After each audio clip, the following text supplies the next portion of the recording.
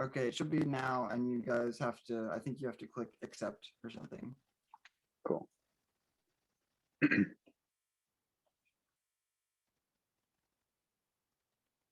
Okay. All right, so I'll start off by talking about signal flow, which is kind of the basic order in which a sound source is recorded, in which it travels from the source to the speakers. Right? And it's just everything, every little part of the signal flow is important, and it contributes to the sound, and it can kind of, every little step that you take can muddy up the signal just a little bit. So what your intention is to kind of keep the signal as clean as possible, and in doing that you want to make sure that every point is like free from distortion, I guess. That's a way that I've heard it put before. So the first thing that you can control when you're recording is the instrument itself. The quality or the style of the instrument, it's going to make a big difference in the signal you get in your recording. And same goes for like the guitar amp you use when recording electric guitar or bass. Like I have this old Marshall amp that I've had for like 15 years, and the distortion on it sounds terrible when you record it. And it's just, it kind of tricks me because it sounds good when I'm in the room with it, but when it's recorded, it just sounds like an incoherent mess. And I unfortunately let a guy use it maybe a year or two ago when I recorded their metal band. And he didn't have like a good amp to use. So I was like, hey, let's try using my Marshall. It's been a while. Like, I think it sounds all right. And we plugged it in, it sounded fine. And I was like, okay, great. This is going to be good. But it was probably like one of the worst guitar sounds I ever got. And I didn't realize it until like I was mixing and I had to fix it. And it's, it's just, I had to really polish it. And it was the same with the bass that I recorded as well. Like the bass player used a Rickenbacker bass, and a Rickenbacker bass is a very specific kind of bass. Like you don't want to use that for everything. Would have been much better off with a P bass or maybe even a jazz bass. But it came off sounding really twangy and not at all what you're supposed to get for a metal sound. It had no body, and I had to put probably 7 or 8 plugins on that thing to get to sound like it was functional in the mix. So it's really important to consider your instrument when when you're recording, and the amp, because I know it's like I said with the Marshall, I didn't realize that it sounded so terrible until it was recorded, but that's why you got to take your time with these things sometimes. And maybe invest in a good instrument or amp or something. If it's something that you're passionate about, then it's going to be worth putting the money into it.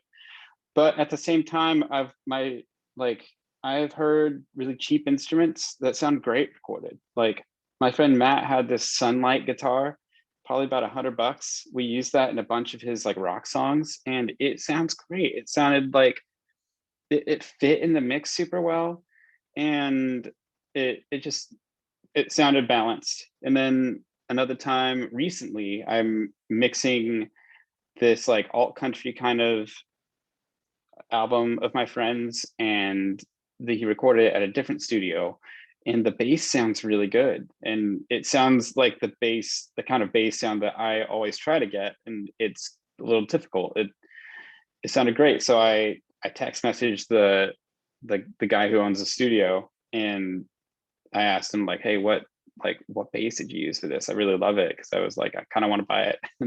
He said it was the bass player's just cheap hollow body bass. He didn't tell me what brand it was, but he was like, it's just his little cheap bass.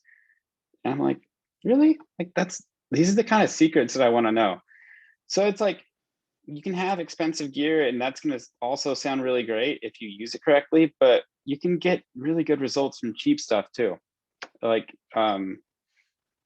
don't put a price tag on quality. Like, it doesn't have to be that way. So yeah, we've covered the instruments a little bit. Do you have any questions about that?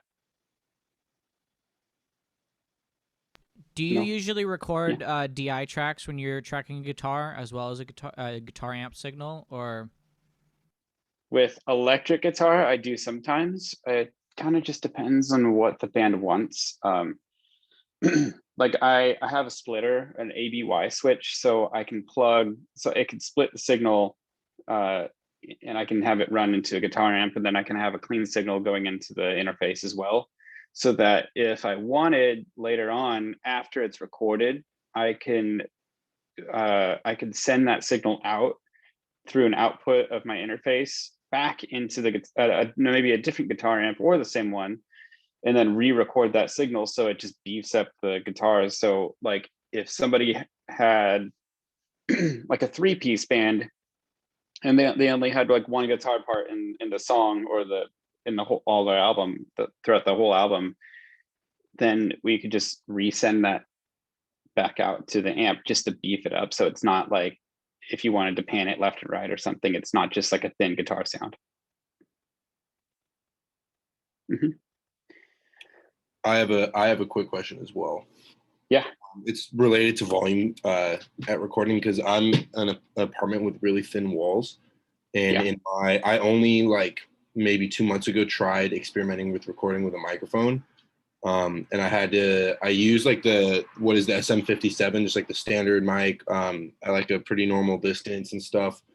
And my apartment room has like good acoustics, so I wasn't worried about like excessive echo, but I wasn't able to turn it up loud enough to where I was getting like enough, like a loud enough signal basically from the mic, even with the mic pressed all the way onto the speaker of the amp. And then I switched to a condenser mic, and I was able to like record a lot quieter, but it sounded like garbage. So just like to know and it was a distorted guitar for like like trying to get a metal tone. I would just like to know, okay, what would you think about that? Well, which condenser mic did you use? It's a Rode. I don't know the exact model, but it's like a Rode condenser mic that's typically used, that I use for vocals. It's like it doesn't even like, it's not, it has like the pop filter and everything. It's like a vocal mic. Is it the NT1A? I don't know the name of the model. Okay. Well, I mean, that could work. So it's tough with guitar amps because sometimes you do have to turn the gain up and like the volume, the master up to get real tone out of it. Mm-hmm.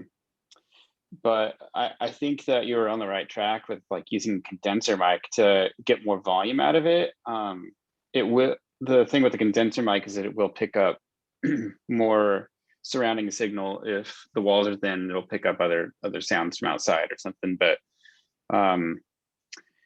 yeah, that's tricky, because if you're trying to be quiet, then there's not a whole lot you can do other than move the mic around,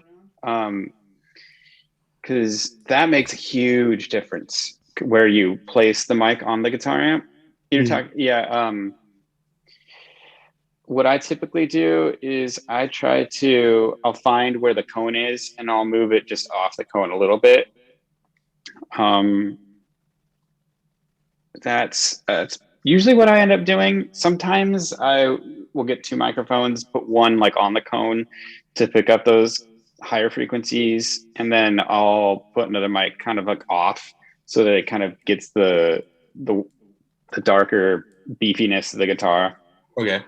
And if you blend them right and make sure that there's no like phase cancellation between them, then it'll sound really good. Okay. Do you guys all know about phase and like phase cancellation? A little bit. Give me 1 second. I wasn't planning on talking about this, but I'm glad we brought it up because it's really important. Whenever you have 2 different microphones, you're going to have that are on the same source, like on a guitar amp. You're always going to be struggling with phase. And what phase is since both of those microphones are picking up the same signal, that signal, the sine wave, the signal is going to meet the microphones at different times. And what you want to try to do is make it so that they arrive at the microphones at the same time. If the signal arrives at the microphones at the same time. And you can kind of hear it when, if you're listening to both the microphones and you're moving them around, you can hear as like the tone changes. What you want to go for is when you're using two microphones and you're listening to both of them, you want to make sure that you have plenty of bass in your signal. Because when one microphone is out of phase, it's going to sound like there's no bass. It's going to sound like all high frequencies, and it's going to sound really crappy.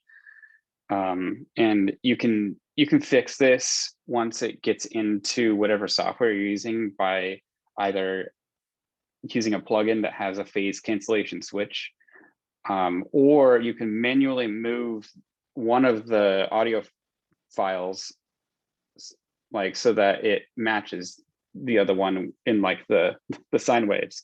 Because if one of them is doing this and the other one's like going opposite, it's going to be totally canceled out and you're going to have barely any signal. And you're going to, maybe like if you had a bass guitar, you're going to put an EQ on it to try to boost the bass.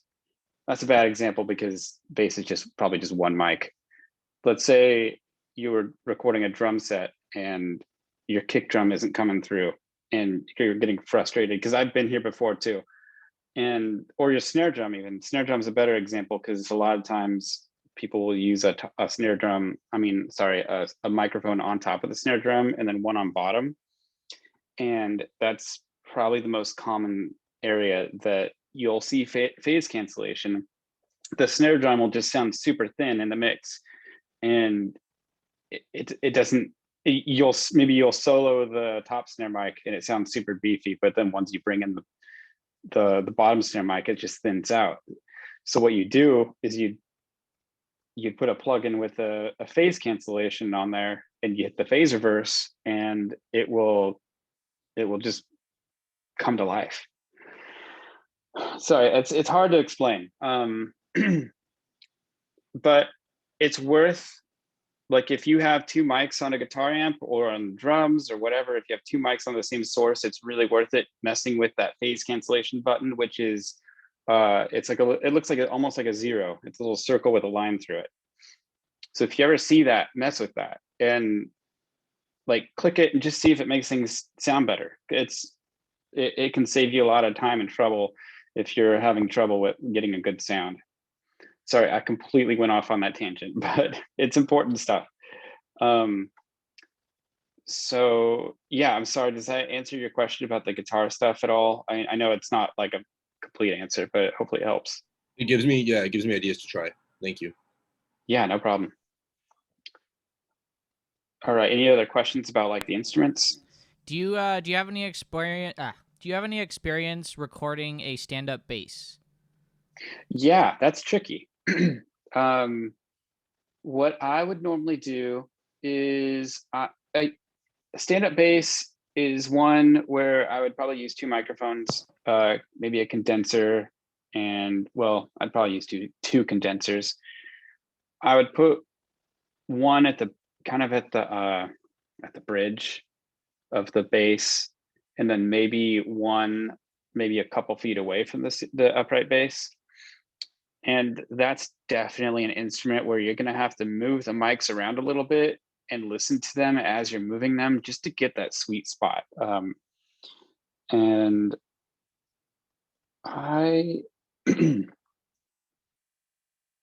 if you're not recording it in like a really big room,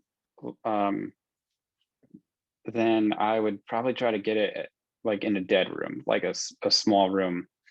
I think that would probably do it more justice than like a mid-sized room with like a garage or something.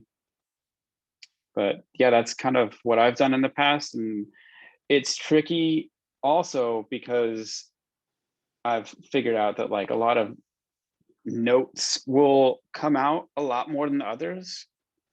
And it's hard to really control how loud certain notes are. So what I end up doing is I'll completely chop up the recorded track, and just in Pro Tools you can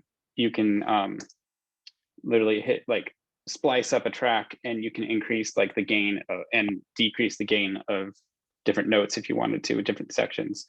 So I literally go in and manually adjust the different notes that are just out of control.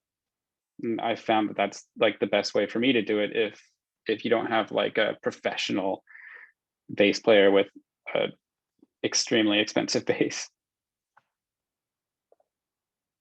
Cool. Thank you. Yeah. Okay. I have like one, it might be a small question, might be a big question, I'm not really sure yet, but yeah. So you were talking about how you had the Marshall amp that like didn't sound good recorded. I have an AC-15, and when I play it clean, it sounds amazing. And if I try and put any gain on it, whenever I record it with my SM57, it like the mid-range just doesn't make any sense. Like it's so all over the place in the mid-range. Like it is not pleasant to listen to. And I was wondering, is that like a cone placement thing, or do I have the gain too high, or? That's interesting.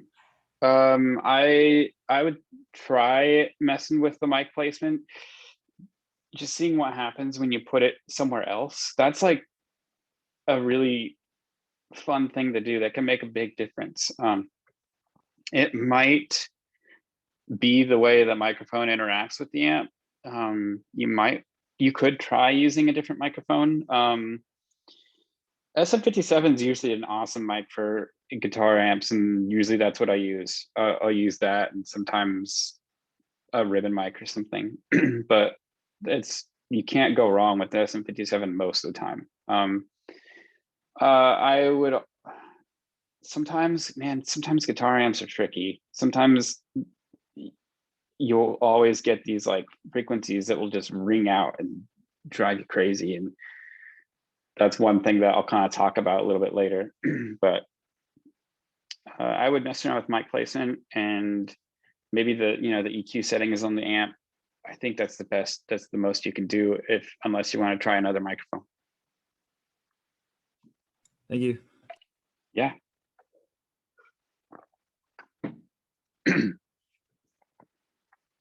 Okay, so I'll move on. So that's the first part of the signal chain.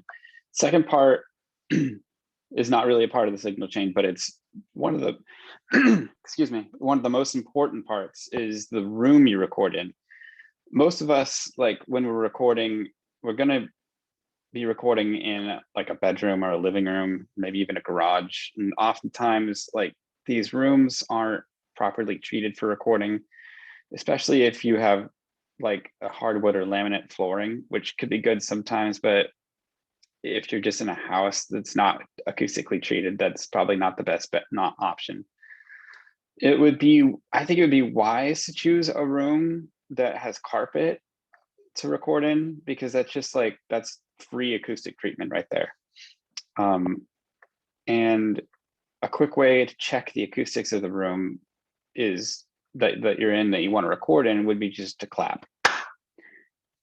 I know like this is probably like elementary to a lot of you people, but like it's gonna be a dead giveaway for the acoustics in the room, and it'll allow you to quickly assess like the amount of reverb and reflections the room has, and whether or not you need to put up like some acoustic treatment. And like RLX, that the brand RLX has like a decently affordable pack. I think it's like, gosh, they keep lowering the amount. It's like 24 to 30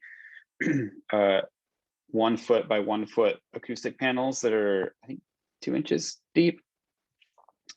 And I've gotten those a few times, and just putting up one pack of those will dramatically dampen the reflections of your room. But I would say, like, before you buy any acoustic treatment, you can go around your house or apartment and use the clapping technique and find the room with like the least amount of reflections. And usually it will be a bedroom, especially like if the bedroom has lots of furniture, bookshelves, curtains, anything that'll get in the way of like the parallel walls, because the parallel walls are what really like kind of create those reflections. And when you disturb those parallel walls, that's when you get like a dead room or better acoustics. And you can even hang up blankets if you can do that, like blankets, like curtains, anything that is kind of dense like that. Not egg cartons. That's like a common thing that people want to do, but it just doesn't do anything. For me, in my studio, I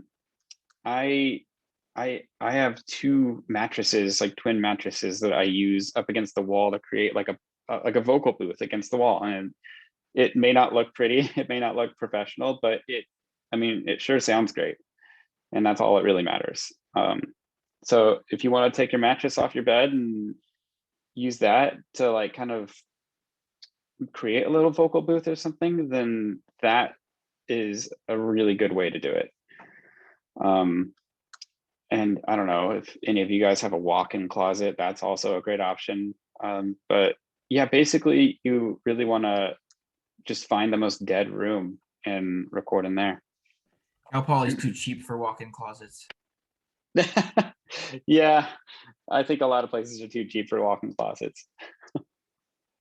So quick question, if I got my futon and put it against my back wall up here, do you think that would be helpful in like just treating the sound? Because I play like acoustic guitar just sitting right at my desk and into the wall, and I think this room sounds really bad. It will definitely help.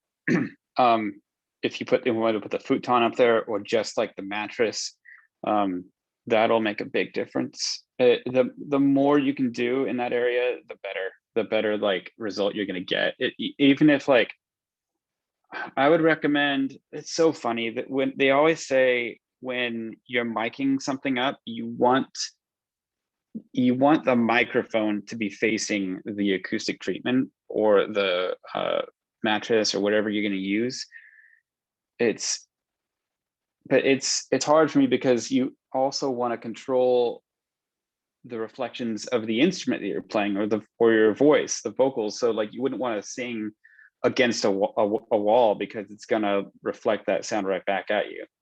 So I think it's better to play or sing towards the mattress or the blanket or whatever, and set up the microphone so that maybe it's pointed down at the floor or pointed down at something else that's like if you had like a couch that has cushions that you can remove, you can use those like on the floor so that you can point your microphone at the instrument, and if it's pointed near the floor, then it won't reflect back up. So that is something you can do as well that I just thought of that I've never tried before. I don't know why. Cool, thanks. Yeah. Any other questions about like room and stuff?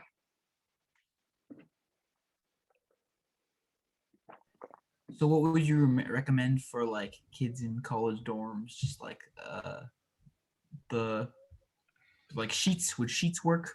Would like getting like hanging up like the foam on the walls, is that a good investment? I think I think the foam is a good investment. I really think it's a great investment. It's probably like $100, maybe like a little bit more for one of those packs. If you can afford that, then it's worthy if you want to get like really good, better sounding recordings.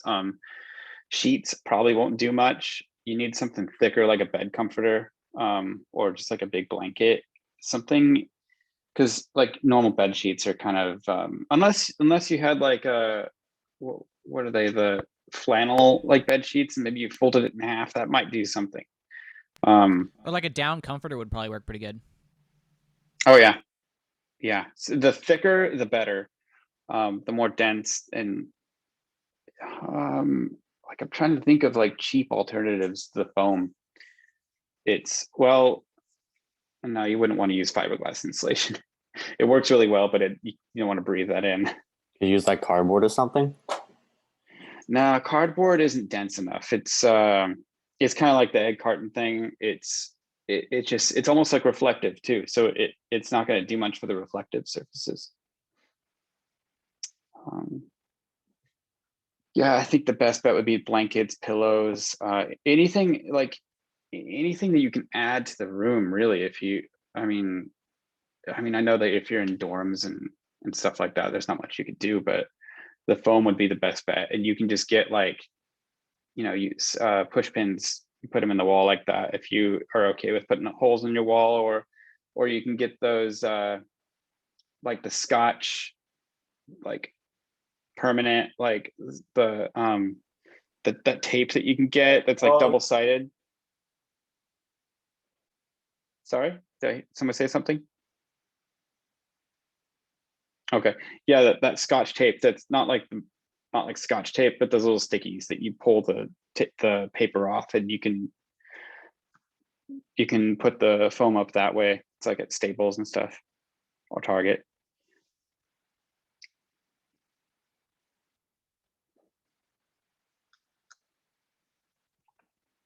All right, so we can move on to the next part of the signal chain, which is the microphones, which is the fun part, I think.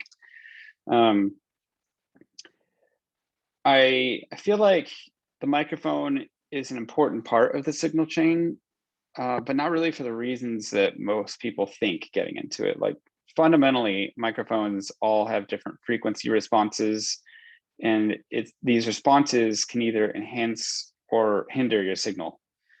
And as you all, I'm seeing that you all know that the three common different microphones are like the dynamic mics, the condenser mics, and the ribbon mics. They all have their advantages and disadvantages. And the dynamic mics are the workhorses. They'll handle the loud sources, and they're difficult to overload. They have great isolation if you're like capturing sound, like miking a drum set or guitar amps, or if you're recording a band live, then using dynamic mics would be a good way to cut out any bleed from other instruments. Like, I don't know if you guys saw, if you follow like the Wave zine that Joanna Edmondson puts on, and there was like the in the studios that they had at Cal Poly for the KCPR. I recorded Poncho and the Wizards playing in their practice space, and we recorded like a few songs completely live just in their practice space. And I had an SM57 on Tristan's vocals, and while the drums, the guitar, and the bass were being played in the room.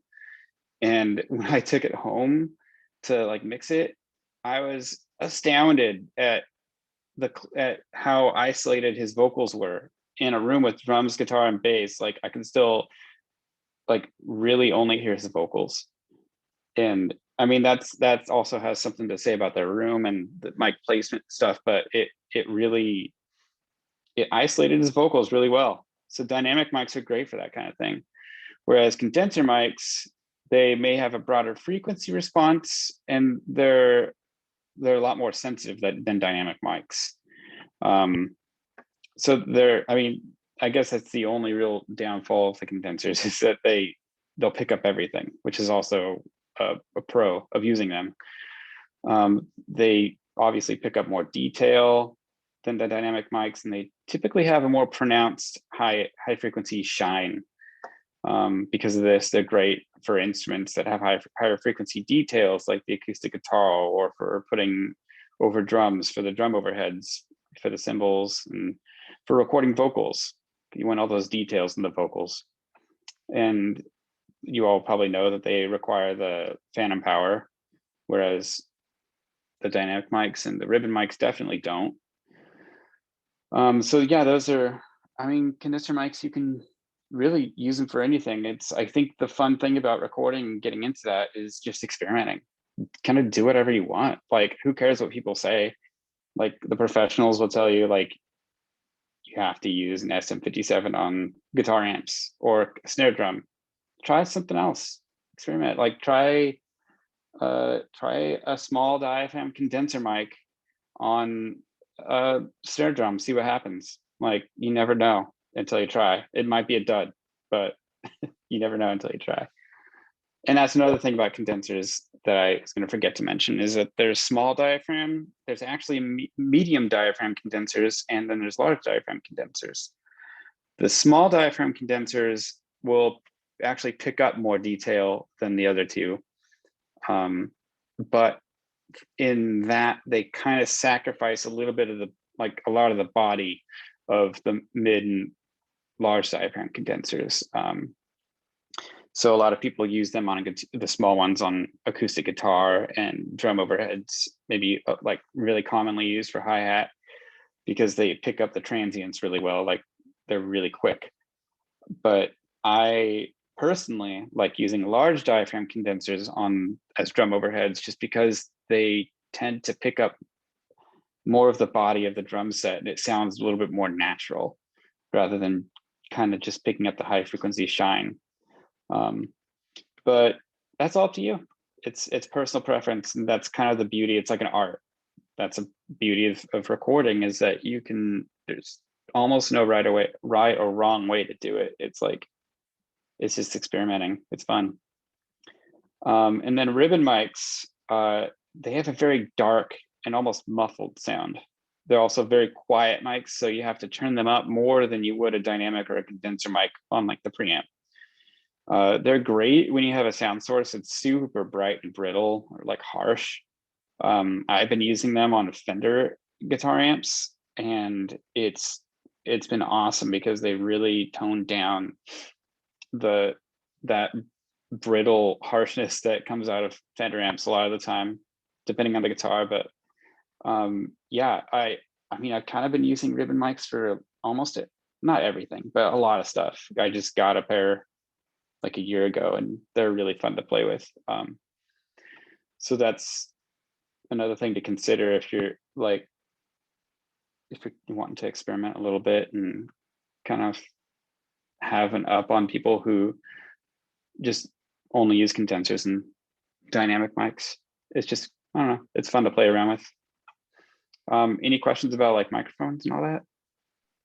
I have a question. For what type of microphone or hang on, I guess what I'm asking is, do condenser mics tends to clip a lot when receiving a large volume of audio, or does that have anything to do with that? Or It's possible. I have had it's possible, but it's not likely. Oftentimes, well, I mean, a lot of times when I'm recording drums and I have two condensers over the drum kit as drum overheads, I barely have to turn up the preamp. It's pretty, like, it can be easy to overload the mic or maybe even the preamp, and that's a great scenario where if your condenser mic has the negative 10 dB on there, the pad, then you would use that in that scenario. And you can actually buy like a pad that goes from, gosh, did it go? Yeah, I believe it goes from the microphone cable to the microphone, so it goes in between. So if your microphone doesn't have a pad switch on it, you can buy this adapter that will do it for you if you're overloading your microphone. yeah, okay, thanks. There was a blue. I just have like a cheap blue Snowball. Is that a condenser mic, or what kind of mic is that? I think it is. I know of that mic. Is that a USB mic? Yeah, it is. Okay. And what do you use it going into? What software? I used Audacity before. Is it, since I don't have GarageBand on my computer yet, but yeah. And how do you control the microphone input? Literally just standing further away, I guess. You know, I don't know for sure, but I think you may be able to control it from system preferences. are you using a Mac? No, Windows. Oh, okay. Then I don't know. Okay, then. But there's got to be. You're a Mac user? No, I'm just kidding. I wish. think- oh my gosh. I think there's got to be somewhere in Windows computers where you can adjust the, like, if when you plug the snowball in, you've got to be able to adjust it somewhere, and that might be Yeah. part of the issue. All right, I'll look into that. Thanks. Yeah.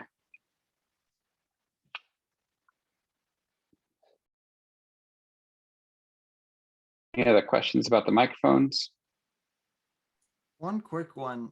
If I want to record acoustic guitar and vocals at the same time, I have a condenser mic and a dynamic mic. And I'm just wondering, like, what do you think the best way to record that would be? Like one mic or one for vocals and one for guitar? Because I've tried to use the like an SM58 for my acoustic, which is not a great sound. It's sort of darkish. And then tried to use the other one for vocals, but I get a lot of like picking up the signal from the guitar in the vocal mic. Have you tried messing around with like mic placement for the acoustic? A little bit. Usually I have them like in a vertical line of like one mic going towards the acoustic and then one up at my face. Yeah.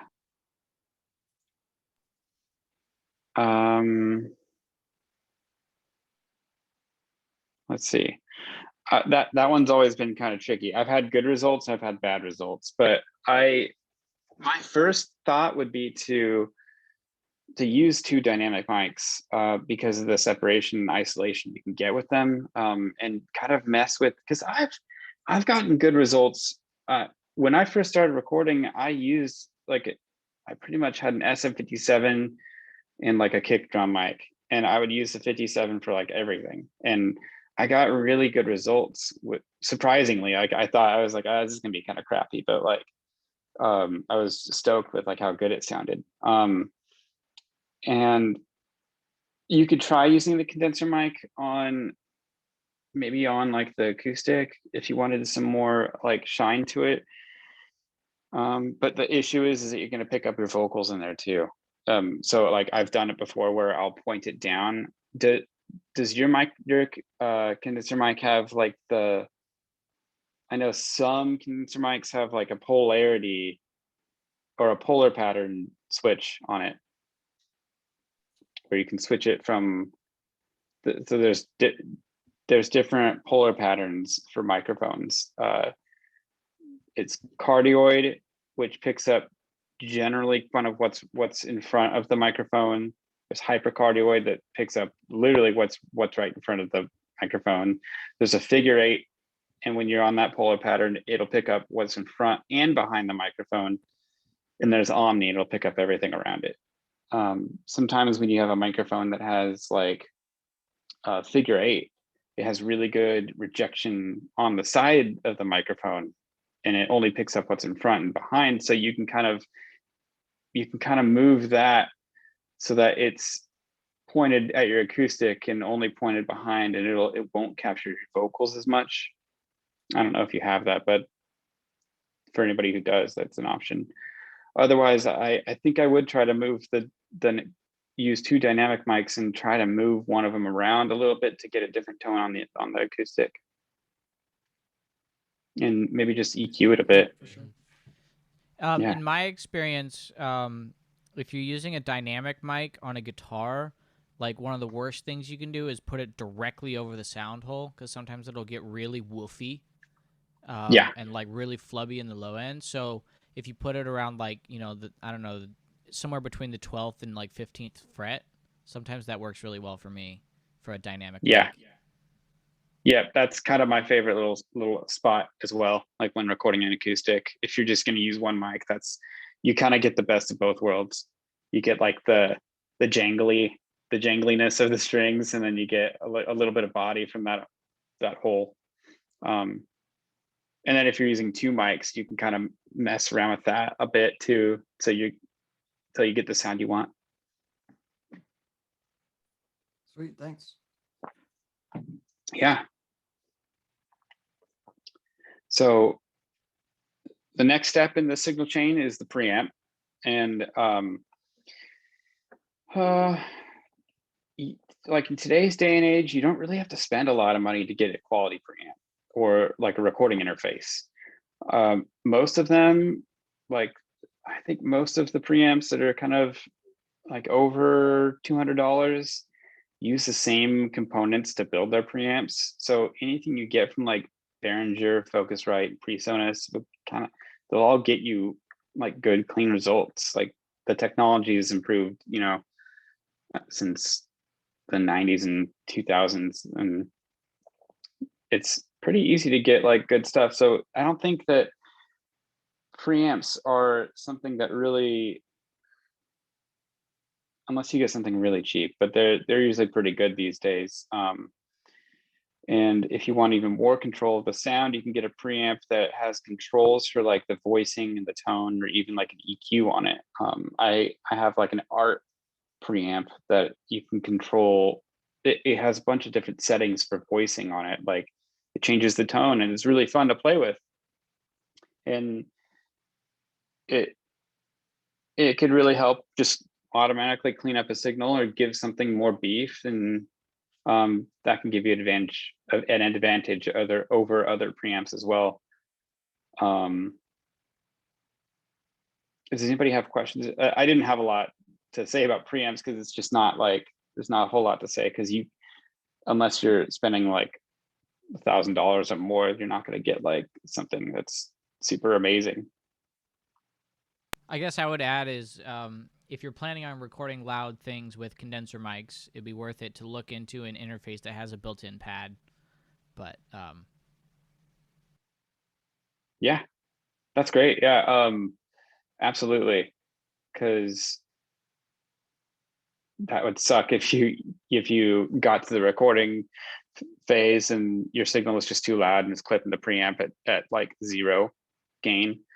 So yeah, that's great advice. Like, because typically preamps will have a pad, they'll have the 48 volts for the phantom power, and sometimes they'll have a phase cancellation. Those are all good things to look for in a preamp.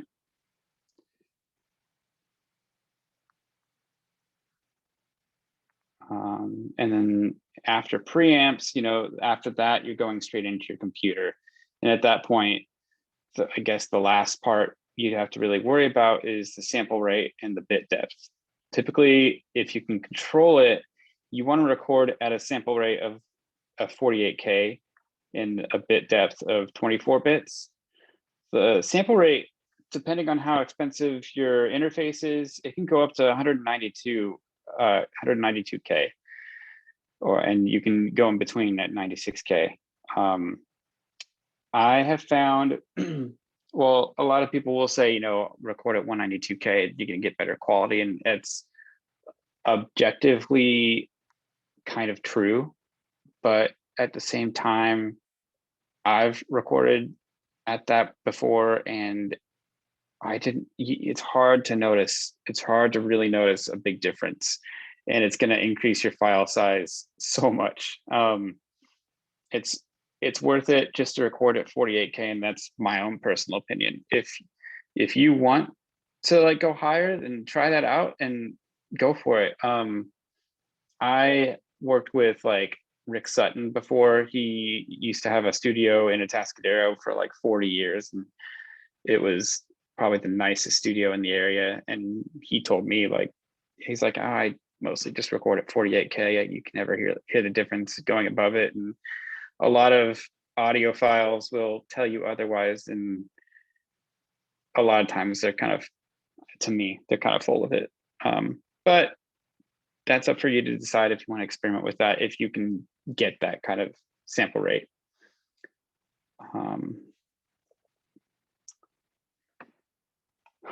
Any questions about that? Do you know how to adjust sample rate in GarageBand? I don't even know where to look. I don't think you can. You may be able to. Usually when you do, it's when you create the session when you create the file. Okay. Yeah. I've tried exporting at 48K in GarageBand, and I haven't used GarageBand in a long time, but I remember the last time I tried, I looked everywhere for a setting for a way to change the setting, and I couldn't find it because I got myself into a situation where I forgot like my iLock for Pro Tools, which you have to have plugged into your computer to run Pro Tools. And so I had all my recording equipment set up, ready to record, and I realized I forgot that. And I kind of panicked a little bit, but then I realized I had GarageBand on my computer, so I used GarageBand to record, and I tried so hard to find out how to export in 48K, but I couldn't. So GarageBand, I'm not sure. I'd have to look it up. But I know like Logic, Pro Tools. I don't know Audacity very well, or there's like other software like Reaper. But you should be able to in most software. So I've heard some people say that you should match your sample rate to what your destination media is. So if you're recording for video, do 48, but if you're recording for music, for a CD or for Spotify or something, it's actually better to use 44.1 because that's the sample rate that will eventually be used. And so because when you record it direct, you're preserving all of those original sample points, whereas if you were to originally record in 48 and then either you or Spotify will then re-render it down to 44.1, you're actually losing all of your original data and kind of extrapolating new sample points. And sometimes that can introduce weird weird things going on. I don't know if you've heard anything like that or what your opinion on that is. Yeah, that's very true. So what you normally do is you want to record at the highest sample rate, like, well, at least at 48K and 24 bits. There's not a huge difference between 44.1 and 48, but there is a noticeable difference when you record between 44.1 and 48. There's an especially bigger difference if you going between 16 bits and 24 bits. But what you do is you record at those higher rates, and then when you're exporting the track, you can export it at 44 and 16. And what if you have like a mastering plugin on there that has the ability to dither down the signal, which I'm going to try to explain dithering because I don't really know how to explain it very well. But what it does is it kind of, it adds noise to the signal, but it's not, you can't hear it. It adds noise so that when you're going down from 24 bits and 48K, then it takes it down to that level that you're going to get on a CD, to that size, without any degradation of the audio, without any artifacts or anything. So you record at 48K and 24-bit, and then when you export it at 44.1 and 16-bit. Okay. Yeah. I had a quick question about preamps back there, actually. Yeah. Oh, yeah. So are the preamps usually like built within the DAW, or do you like buy an external preamp that you plug into? They're built into the DAW. It's both. You could do either or. Well, I mean, the DAW. That's not really usually a hardware thing, not a DAW. Yeah, thing. When I said DAW, I meant interface. The preamps are built into your interface if you buy an interface. Like a Um, physical thing that you plug into? Yeah. Ah. So that's what you'd plug the microphones into if you're not using a USB microphone. All right. I Yeah. see. So your DAW is the software you're using. Then the interface is what you plug the mics into, and it has built-in preamps. And you can get external other preamps if you want a different kind of, or if you want to add on to your signal, if you have like sometimes if you can connect it digitally, then you can add your inputs. But yeah. All right. Thank you. Yeah.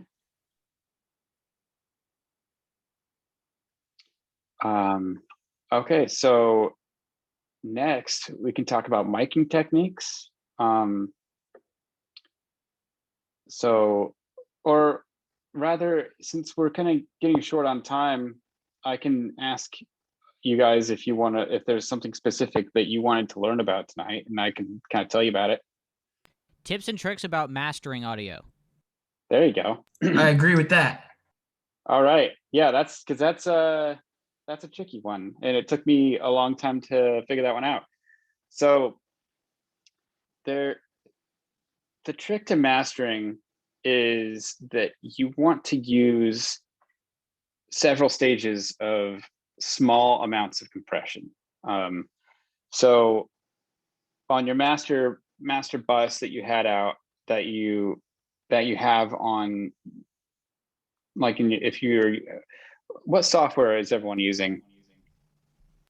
I use FL Cubase, Studio. but I'm the only one here who does. I use Okay. Ableton. Then FL. Reaper. Reaper. Cool. I use So I'm Pro assuming first. I don't know. Pro Tools first. Yeah. So, I mean, I use Pro Tools, but in every software that you use, I'm sure that they'll all kind of have a master channel that acts as like a master fader, and you can apply plugins that will apply to every track in the session. On that fader, what I do for mastering is I'll start with a compressor, and I will do a really slow attack and a kind of slow release. So I'll do like an attack of 100 milliseconds, a release usually of 50 milliseconds, a ratio of 2.0. And then I will have I'll have the threshold set so that it's averaging at like compressing about 2 to 3 dB of signal. So just a small amount of compression. And then I'll follow that with a limiter. I like to use a T-Rax soft clipper, and I'll have that kind of limiting around 1 to 2 dB of signal. And then after that, I like to use isotope ozone. I have ozone 8. And I have the multi-band compressor on there set at 3 bands. I have the low band kind of ending, I think, around 170 hertz, just to capture that low end. And then the mid is from 170 to, goodness, maybe 1K, 1 kilohertz. And then 1K up, maybe it's 2K, but then 1 or 2K up would be the high frequency range. And I have those compressing at pretty much the same as the first compressor, like the 100 millisecond attack, 50 millisecond release, 2.0 ratio, and just around 3 dB of threshold noise reduction. That's what I was looking for. And then on the ozone, there's also the mastering limiter, and I'll have that limiting. I'll usually get that limiting between like 7 and 8 decibels. But then, so that's kind of what I do. I use compression, a limiter, and then compression again, another limiter, and then EQ in there throughout, like if needed. And it's, for me, mastering is like, sometimes I'll boost the mid range or just just by a couple dB if I see that it's like a little too dipped or something, and kind of just make some small broad adjustments. But for me, it's just about the multiple stages of compression and then limiting and getting your volume up that way. And you kind of have to mess with it a little bit. Sometimes you don't want as much compression. Sometimes you might want a quieter mix.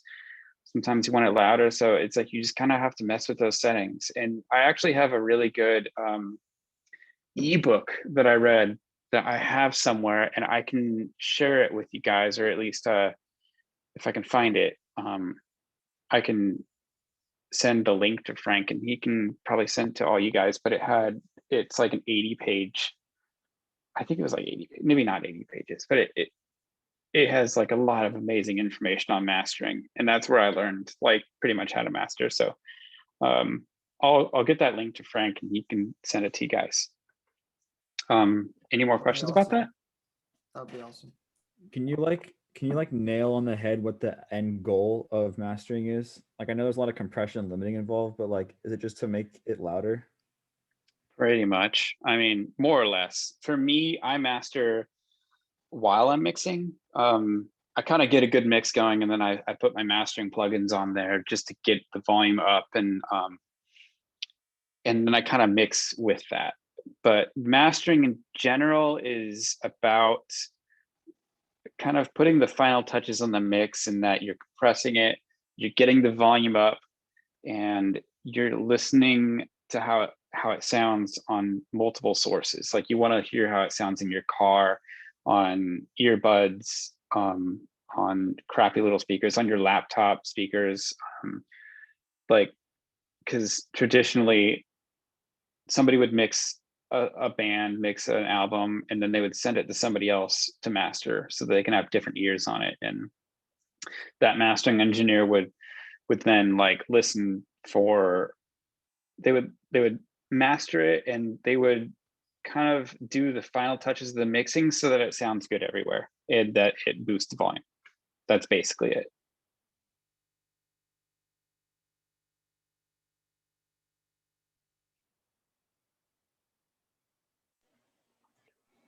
Yeah. I had a question about well, or actually, what are some good tips for stereo panning? Oh yeah. Let's see. I typically, oh man, I can't believe how long this has taken. I wanted to talk about so much more, but I I didn't think I had enough to talk about. So I typically like to pan guitars like left and right, and I usually go about like 80 and 80 and 80. That's kind of like where I like to be right now. Sometimes you can go 100 and 100, but typically, like with drums, you'll have your overheads panned hard left and hard right all the way, and you have your toms kind of panned.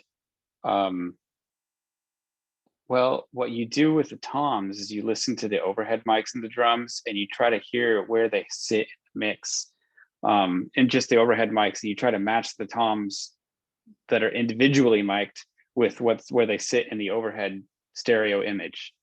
But typically, like, you kind of just pan them where they are in the drum set, and then everything else is straight down the middle, like the kick, the snare.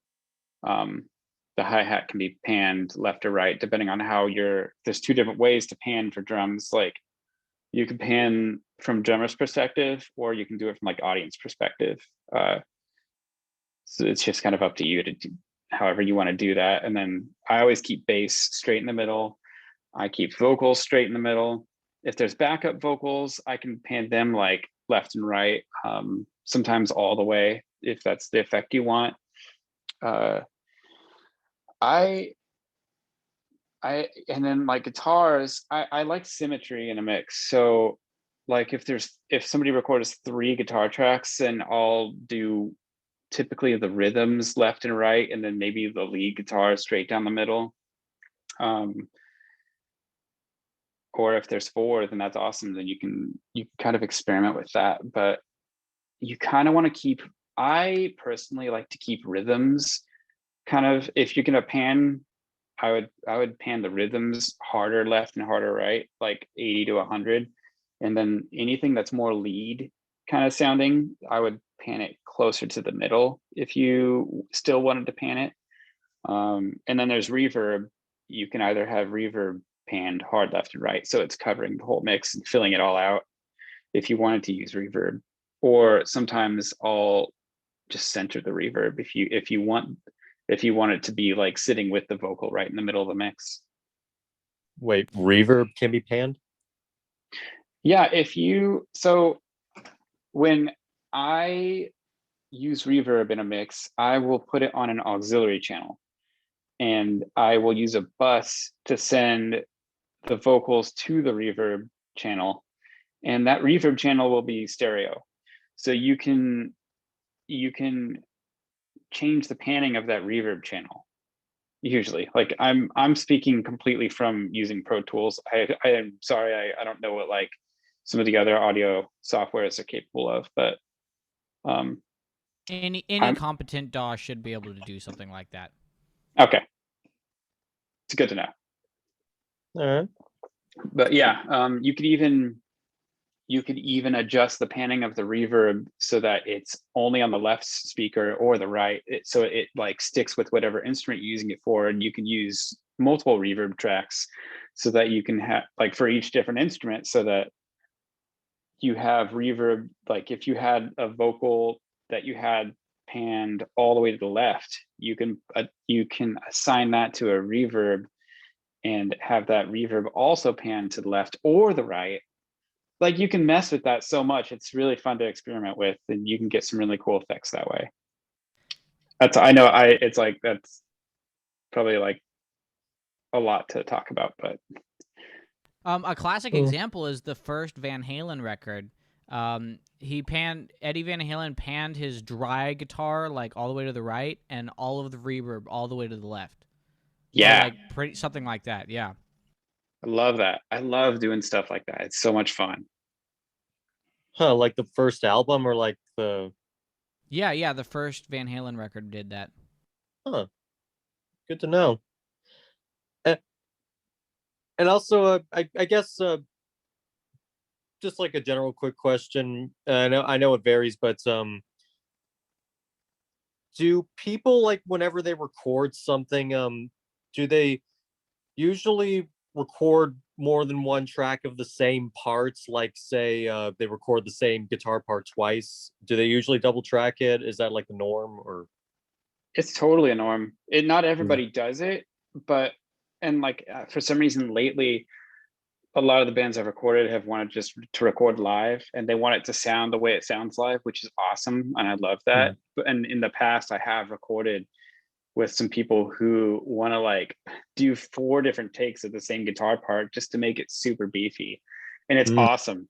It's really cool. Like that's how you get like that Foo Fighters kind of sound if you're into that, and like just that big rock sound, or even just like doing multiple acoustic guitar tracks or multiple vocal tracks. Like it's a lot of fun to double tracks like that. Oh, and I'm very sorry, one last question. When people record like one track isolated, do they usually like record the entire song length of that track, or do they do it like verse and then cut, verse, cut, chorus, cut? I usually they try to go through the whole song. I mean, I personally don't like doing that kind of cut style. I feel like it takes the soul out of the recording. But if that's what you need to do, then that's fine. Like, especially for vocals, like I've had some people who want to record their vocals line by line, and they want to really dissect each part and make sure that their vocal takes are perfect. And like, I'll do that. It's either way. Normally they will try to go through the whole song to get like a good vibe. All right. Yeah. Sweet. How often do you double track the lead vocal part? And when you do, how do you like mix them volume wise and panning and stuff? Usually what I will do, and I do it, I did it with Didio Perez. We double tracked almost all of those vocal tracks. If you guys are familiar with that band, and then we'll record one main vocal track, and then the second one we'll record over it, and I will probably have it still pan center, both of them pan center, and the second one will probably just be lower in volume by 6 to 10 dB, I think. And it's typically what I do. And I think sometimes with the second one, I will throw a de-esser on there to kind of, well, I'll do that with both tracks. I always use a de-esser on my vocals just to kind of get rid of that, to tone down the sibilance in the S's. But I'll use a high cut on EQ on the second track, just because you don't need double sibilance on a double vocal track, because that has potential just to muddy things up a bit if they're not perfectly on with themselves. Cool. Nice. Thanks. Yeah. This might be more of like a mastering kind of question. But so I've kind of been going through like all of my production when I am like trying to, you know, mix all my tracks together and do some like light mastering on it. I'm just trying to keep everything like hitting about not all the individual tracks, but like the end track just kind of hitting about like -1, -2 dB, kind of that area. But then often when I export, I upload it to wherever I go, like SoundCloud or YouTube, or even just kind of listening to it after the fact. They all seem to, a lot of the tracks seem to have like very different perceived volumes, if that makes sense. Like, yeah. So like literally, like I think one of the last things I have like uploaded to SoundCloud is kind of like quiet, but then literally I do like a very similar mastering or like personal master type thing on the next song that I haven't actually released yet, but I do that and it sounds like twice as loud, which is kind of like where I'm trying to go, since everything I've always sounded very quiet to me. I'm just not sure like what I'm necessarily maybe like not looking at or not doing correctly.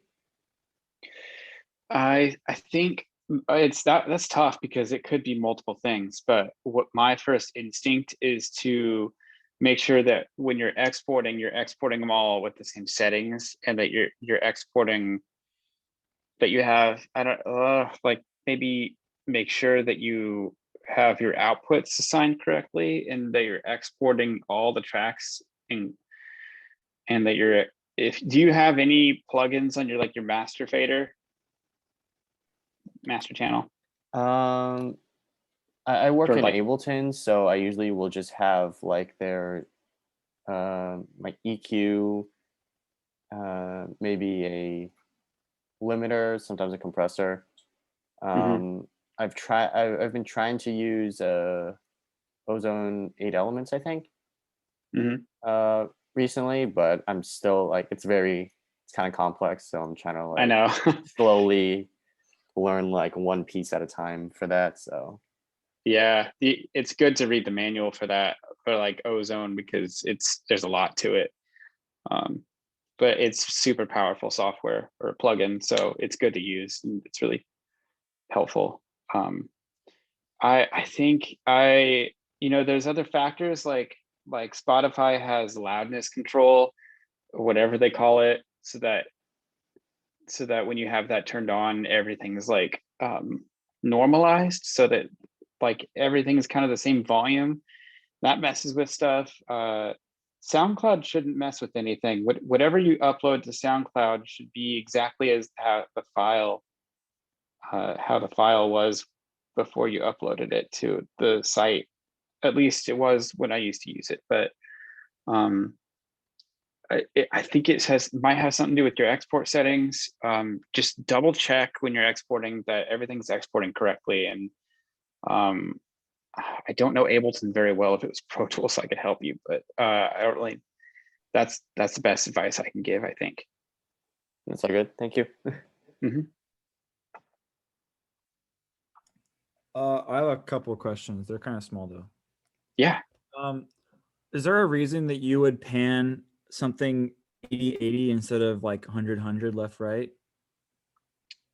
Yeah. I've noticed in Pro Tools, so I've been trying like to get everything to sound as clear as I can in my mixes. And I might be crazy, but I feel like in Pro Tools, I've noticed that when I pan something hard left and hard right, it sounds a little interesting, like it sounds a little weird, and I lose a little bit of that clarity in the stereo spectrum in between my speakers. And when I pan a little bit further in, just like around 80, I feel like I feel like it has more clarity. Like I can say, oh, it's like right there in the mix, in the stereo mix.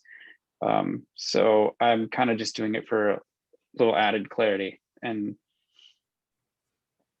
I'm pretty sure that's kind of just been my more recent experimentation, but that's that's my mindset. No, that kind of makes sense. I feel like if you pan something 100/100, it makes it seem thinner, but it's hard to put your finger on why. Yeah. Another good mixing tip, speaking of that, is in some plugins, like Ozone, you have the ability to render your audio into mono. So you can listen to everything, your entire mix, right down the middle of your speakers. And from there, it's really fun. It is really fun to like make mixing decisions, knowing, like at least like with leveling your volume, you want to like make sure that you have your balance right. Like if I'm ever recording, if I'm mixing vocals and like I have a bunch of backup vocals that are panned left and right, and I'm trying to judge like how loud they should be in the mix, I'll put the whole mix mono, and then I will get it right just in the mono and get them right where I want them to be, and then I'll make it stereo again. And I'm like, okay, there it is. So it's a really powerful tool to use if you can have an ability to make your mix mono. I hate listening to my mix in mono because then it makes me realize how out of time the stereo stuff is, and then it's like a headache. Oh yeah, I know. It's like it's like listening to your mix on crappy speakers. It's like it's going to be helpful, but it doesn't sound great. No. And then like you're talking about vocals, I remember another question. Like if you're recording backup vocals, do you go through and EQ them to fit together? Like if you're doing harmony parts, do you go through and like EQ them to fit together better? Like do you mess with that? Like try and get, because like when you're singing at a certain frequency, it's gonna have a frequency response in that little area that like they're singing. Like they're singing a D, it's gonna be around that D. And then if the harmony part's singing an A, and you're like, would you go through and mess with the small parts of that to make them fit together, or is that just a waste of time? That's a really interesting idea. I don't think I've ever mixed a vocal to complement the key they're singing in. But one thing I do is I'll listen for like, there's frequencies that are in between, usually about 2K and 5K, that can be really harsh, or even like in the mids, anywhere. I'll try to listen for those harsh frequencies, and I'll take an EQ, give it a really narrow bandwidth, and boost it like 12 decibels. And I'll sweep the EQ around, try to find these really crappy frequencies that really suck. And then once I do find those frequencies, I'll dip them down a bit. And that usually really cleans up the signal. But like I said, they're usually between 2K and 5K, those really killer harsh frequencies. And those are in vocals, they're in guitars, cymbals. And I mean, that's typically how I EQ everything. I listen for the offending frequencies, and I'll boost it to sweep around and look for those offending frequencies. And then I'll dip them a bit, like with snare drum, with the toms, with bass, especially with cymbals. Goodness, cymbals can have some really bad frequencies in there.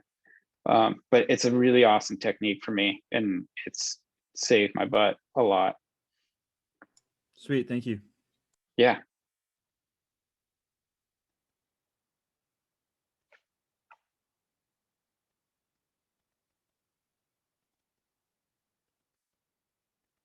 Was there anything else that you guys like really wanted to know? Like, I've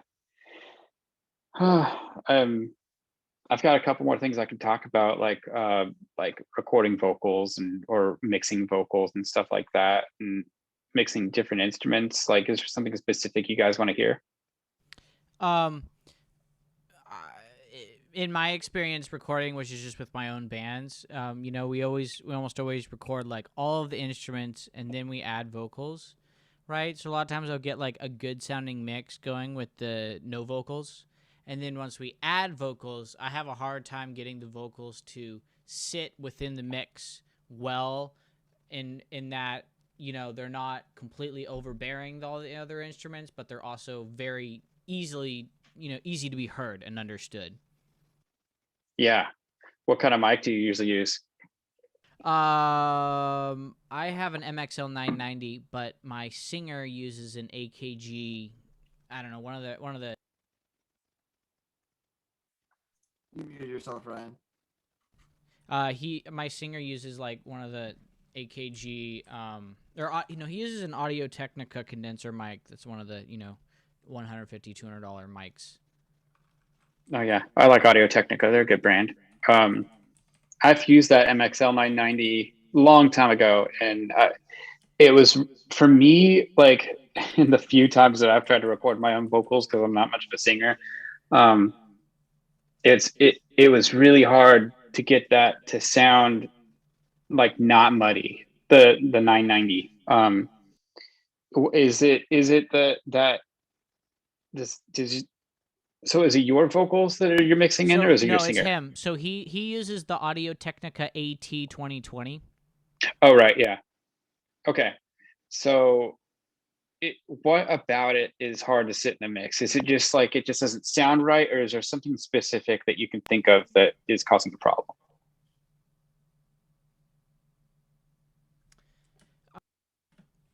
I think it's mainly if I turn the vocals up enough that they're, that you can understand what he's saying easily over the volume of the instruments, then the average volume of the whole track just makes it feel not as big and full as it normally does when there's no vocals. You know what I mean? So then I try and turn down the vocals. That way I can raise the overall volume of the track in order for the instruments to be big and full, but then you can't really hear what he's saying. Right.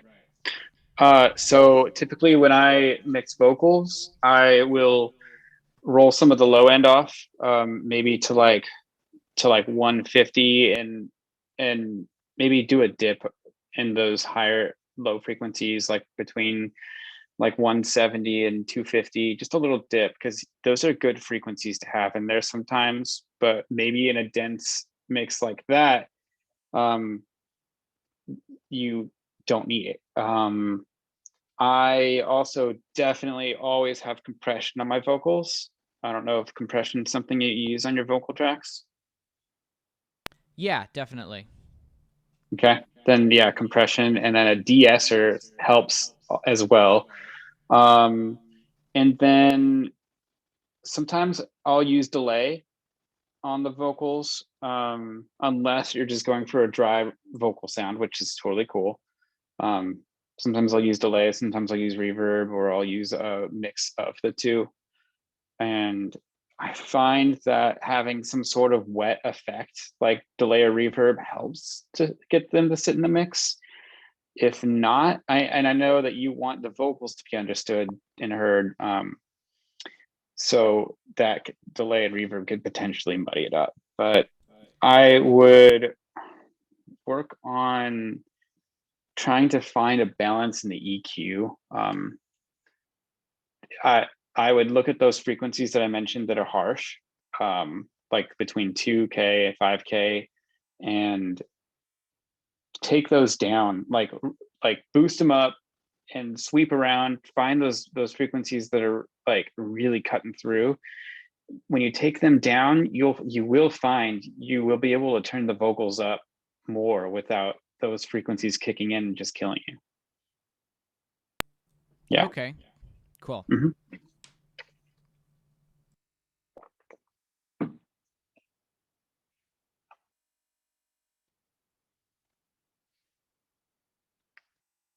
Okay. And sometimes when recording vocals, a lot of the time when I'm recording vocals, I will, so I'll have a compressor plugin on the vocal track that I'm recording on, and I will monitor the vocal through the track in the software.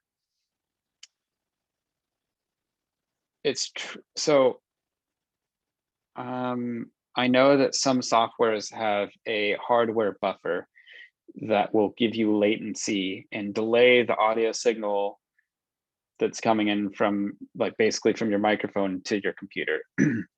And there should be a way on all software to adjust that hardware buffer so that you have a smaller buffer time.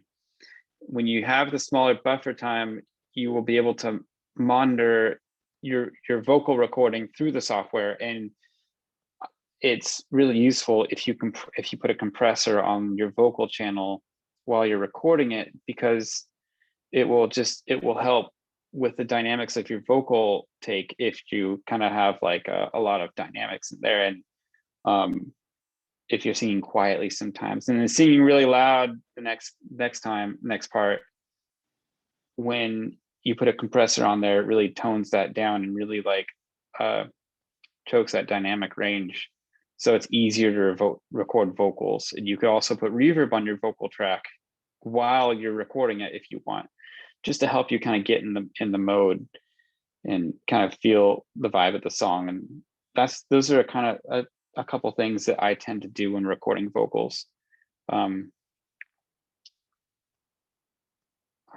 Yeah, like that's been really helpful for a lot of people. I feel like a lot of people like to hear reverb when they're recording vocals.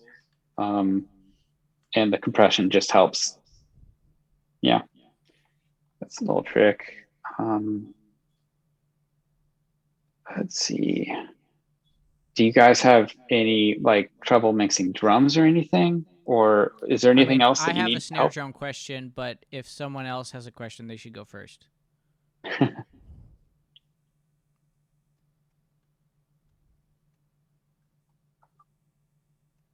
Okay. So I guess for me, it's always a constant struggle of trying to get your snare drum loud and punchy, but not completely dominating the dynamics. That way, you don't have to completely squash it in your final mastering mix in order to get the overall volume level, up. What do you typically do for that? Typically for snare, if it's too dynamic, I do put a compressor on there. Yeah. A slower attack. And Interesting. do you typically use 2 snare mics or just one? I just use the one on the top. Yeah. Okay. Because I use I have a Focusrite 18i20, right? And so it's got 8 inputs. So I usually do kick, snare, tom, overhead, room mic. Okay, cool. That's a good setup. So you're saying that the snare it's like too loud in the mix, too dynamic? Sorry. Well, no. So like, if I make it like, if I turn the snare drum up to where I like the way it sounds, then usually when I get to my final, when I export the song, it's either has to be really quiet in order to retain all of the dynamics of the snare, or I have to put a limiter on it in order to get the overall volume level where I want it. But that means I'm squashing the dynamics of the snare at the, on the end stage.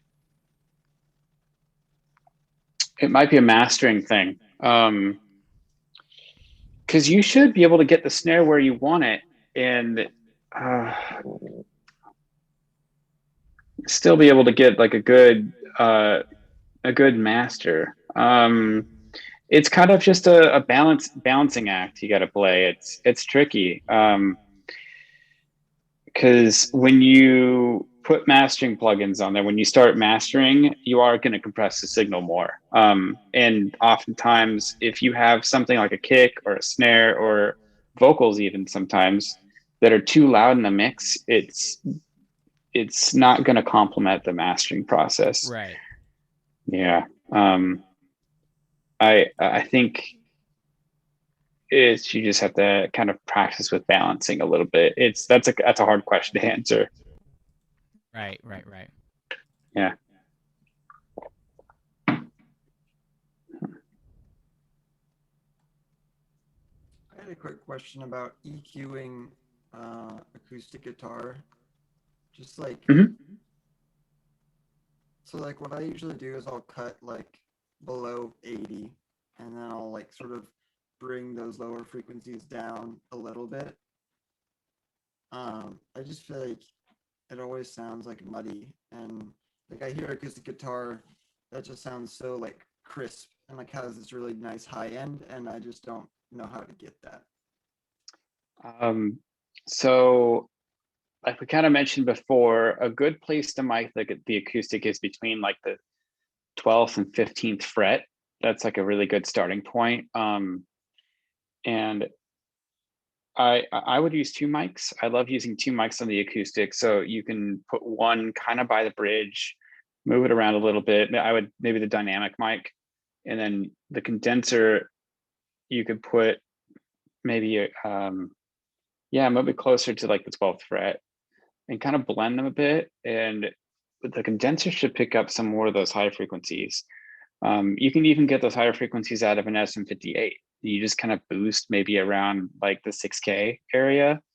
I wouldn't, and maybe like a little bit above 6K too.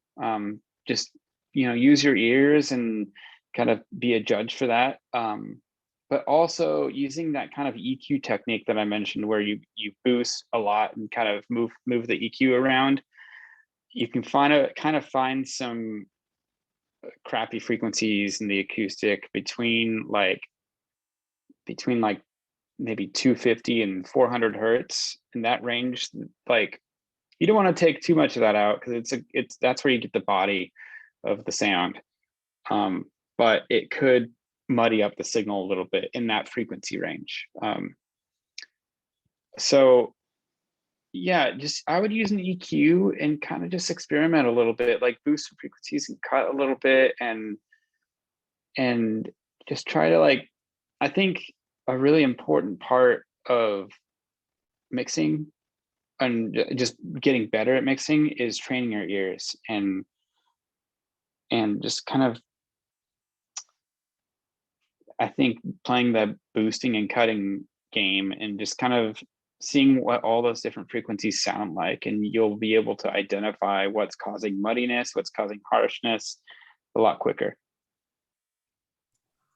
Frank, Sure. I'd also say like one thing that I've noticed when recording acoustic guitar is you probably like I play when I'm recording, like I play it like almost more soft than I'm comfortable with. Like if you really play an acoustic guitar like loud when you're recording it, it's kind of a bitch to get it to sound as good as it does when you're just playing it. So like I, especially if I'm just doing like a strumming thing, like I try and keep that pretty not like much quieter than I would think would be what you would want it to be. And then that works out well for me. Mm-hmm. I'll try that That's next time. really solid advice. That's true.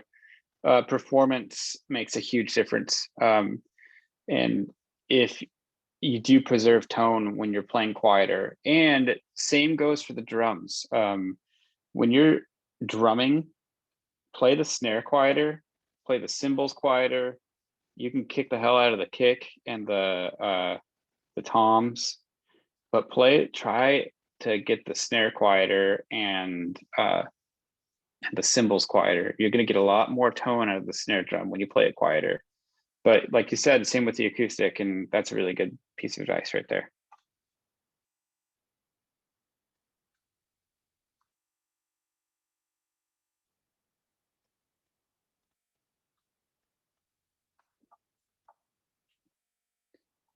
Okay. Oh, speaking of guitars, I wonder, when you record electric guitars, do you have a noise gates as somewhere in the recording? Because I notice that whenever I play my electric guitar live, there's always amp hum. That's typically like something that the guitarist will do. Usually when somebody comes in with a band, they'll have their pedal board, and usually they'll have a noise gate on there. I sometimes will do that I usually manually do it. So I will cut the audio track and like fade it out when the guitar is not playing. If it's a really noisy guitar, I do like to do that just to clean up the tracks if need be. Yeah, that's sweet. Thanks. Yeah.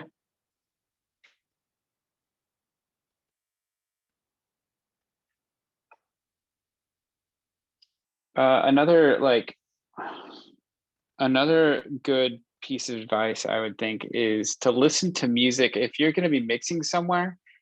Like if you're using headphones, if you have monitors set up in your room, listen to all your favorite mixes through those headphones or those monitors.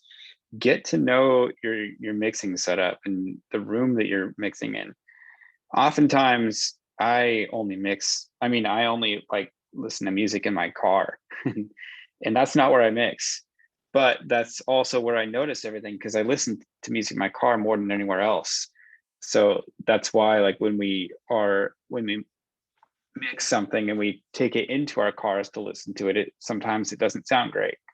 And it pisses me off because I wish I could just mix in my car. That'd be awesome. I'd be able to, I actually have done that before. I've taken my laptop into my car and plugged it into like the aux, and it's so awesome if you have the ability to do that, because I'm like, oh my gosh, I can just fix things so quick now. But it's also like kind of annoying. But no, get used to your mixing setup and listen to like all your favorite mixes and figure out how your room sounds, figure out where like there might be like problem frequencies or something, and just try to remember to like work around that. I know it's hard for me too, but that's a good thing that you can do. Yeah, my car is also my favorite place to listen to music. Yeah, it's understandable. It's like spend more time in your car than anywhere else. Yeah.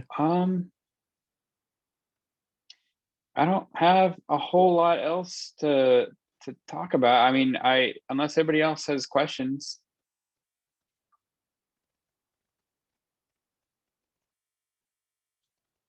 I mean, I had like, we've kind of gone over a lot of the stuff that I was going to talk about, but was there anything else anybody was like looking to get out of this that I haven't covered yet? It was awesome, and probably a good time to wrap it up. Okay. But yeah, if anybody has any closing questions they want to ask, then go for it. Cool.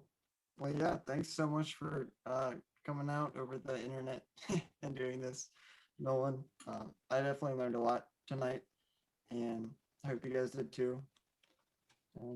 Yeah, I really appreciate you like sharing all of this knowledge and just like music, dropping it on us. So yeah, I tried. It's like it's hard to teach. I get so like I trip over my thoughts so much. It's like I need structure, but yeah, I tried to share all the knowledge that I've learned over the past 12 years and hope it helps.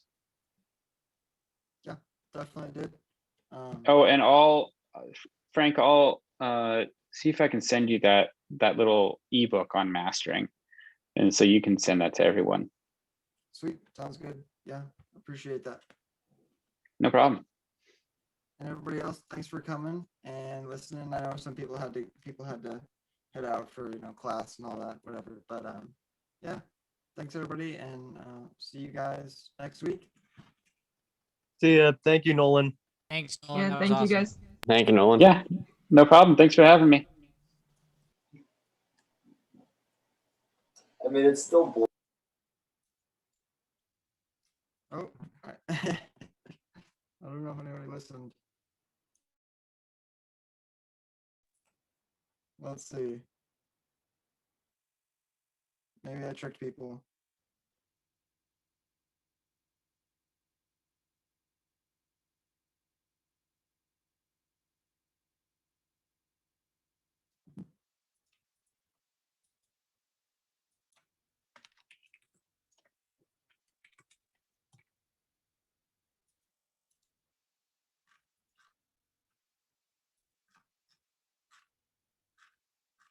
Well, what do you think about the album?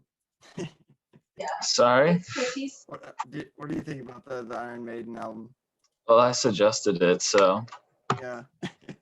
it's one of my favorites. It's probably my favorite vinyl that I own. Where'd you get the vinyl? I got it here in Slow at the record shop. At Boo Boo? Yeah, Nice. I go there on Fridays. Oh, nice, dude. A week. Yeah, that place is the spot. Yeah, Thursdays and Fridays is when I found it's like the best stocked. For sure. I think people, it's a long meeting. Maybe we Yeah. can just postpone this to next week and talk about it Okay. then. Do you want to do it before the Yeah, meeting that or after next week? We can do it before. Might be chill. All right, because I'm flexible either way. I just want what works best for everyone. Yeah, for sure. Yeah, why don't we do that? Sorry about that. It's okay. It was a good meeting. Yeah, thanks for coming, man. See you Sure. next week. Yeah, take care. Bye.